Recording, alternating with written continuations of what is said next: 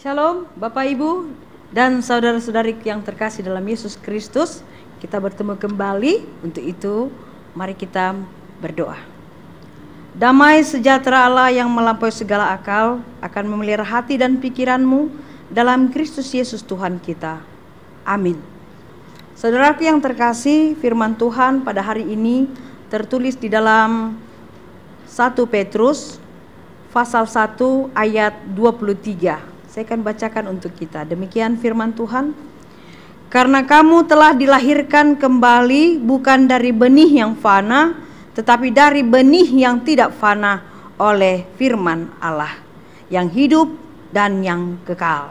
Demikian firman Tuhan. Dan topik kita pada saat ini mengatakan kekudusan dan kasih persaudaraan. Saudaraku, sebagai orang percaya yang telah menerima Yesus Kristus sebagai juru selamat dalam kehidupannya, berarti kita telah dilahirkan kembali dari benih yang tidak fana. Kita telah dikuduskan, kita telah diselamatkan, dan kita telah diberikan hadiah gratis dari Tuhan kita. Karena kita telah diangkat menjadi anak yang terkasih dalam Yesus Kristus. Makanya dikatakan kita dilahirkan kembali, tapi bukan dari benih yang lain, tetapi benih yang murni, yang dikuduskan, yang diberkati oleh Allah. Artinya, di dalam Kristus yang rela berkorban mati di kayu salib untuk menebus kita, kita telah dihidupkan, dipindahkan dari kematian menuju hidup. Itu artinya.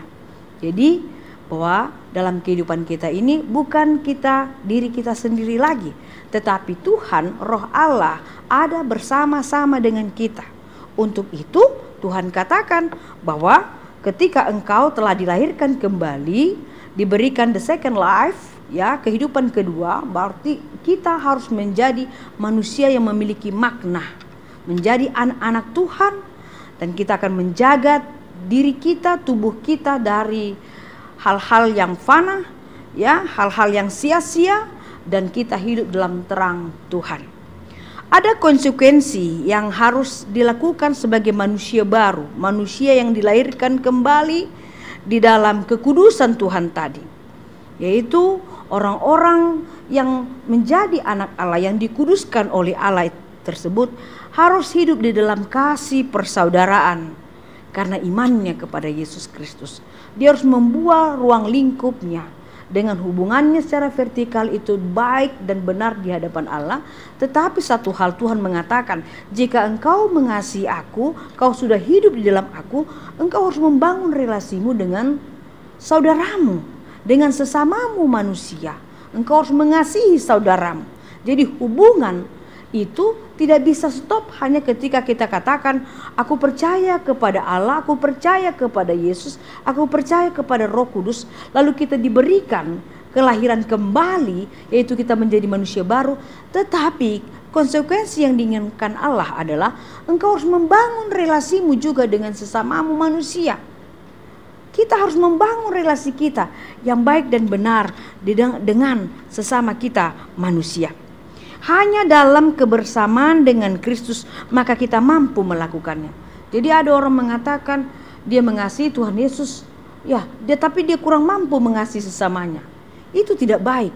Tapi Tuhan katakan, untuk engkau bisa melakukan itu, kamu harus betul-betul hidup, membangun kebersamaanmu, relasimu dengan Allah, maka Allah memampukan kamu untuk melakukan, menjalin hubungan persaudaraan dengan sesamamu manusia, bahkan kepada musuhmu sendiri, atau orang yang membencimu, atau orang yang kau benci. Kamu harus membaikkan dan mengkelirkan semua itu, supaya engkau juga mendapat keselamatan dan sukacita. Saudaraku yang terkasih, dalam firman ini juga kita diingatkan ketiga hal. Jika kita sudah hidup dalam firman Tuhan, jika kita sudah menerima Kristus sebagai jalan keselamatan bagi kita satu-satunya, tapi firman Tuhan ini juga mau meneguhkan kita, mengingatkan kita kembali akan tugas kita sebagai anak-anak Tuhan yang telah dilahirkan kembali. Dia katakan demikian. Jika engkau sudah hidup di dalam aku, maka renungkanlah firman itu setiap hari, setiap saat, setiap menit, bahkan setiap detik, dimanapun kamu berada. Renungkanlah firman itu agar menjadi energi, kekuatan bagimu untuk melakukan pekerjaan-pekerjaan yang baik, yang kudus di dalam kehidupanmu. Renungkanlah. Dan kedua dikatakan, beritakanlah Yesus di dalam kehidupanmu sebagai juru selamat kita. Kita sampaikan, kita beritakan. Jadi kita disuruh juga untuk memberitakan kabar sukacita sebagai kita orang yang sudah diselamatkan dan telah dilahirkan kembali. Yang ketiga dikatakan, selain kita merenungkan dan memberitakan firman Tuhan, juga dikatakan lakukanlah firman itu. Dimanapun, kemanapun engkau berada dan pergi, engkau harus memberitakan itu kepada siapa saja. Beritakanlah firman Tuhan, karena firman Tuhan adalah sumber kekuatan kita. Firman Tuhan adalah keselamatan bagi kita, kehidupan bagi kita, sukacita bagi kita, dan juga merupakan suatu tonggak atau kekuatan bagi kita. Firman Tuhan adalah segalanya bagi kita, karena firman Tuhanlah yang membuat kita menjadi anak-anak Allah, berharga di hadapan Tuhan, dan juga menjadi berkat bagi sesama kita manusia. Demikian saudaraku, mari kita berdoa. Terima kasih Tuhan atas segala firman yang kami terima pada saat ini, mengajarkan kami untuk senantiasa setia akan janji kami, komitmen kami di hadapan Tuhan. Engkau telah memberikan kepada kami kehidupan dan kesempatan untuk hidup yang benar. Kami sudah menjauhkan diri kami dari segala kejahatan dan dosa. Engkau telah melahirkan kami kembali, dan Engkau memberkati kehidupan kami agar kami menjadi saluran berkat bagi sesama kami manusia, dan terlebih di tengah-tengah keluarga. Berkati semua Tuhan jemaat-Mu, setiap rumah tangga dan setiap pribadi. Biarlah mereka hidup sesuai dengan kehendak Tuhan saja.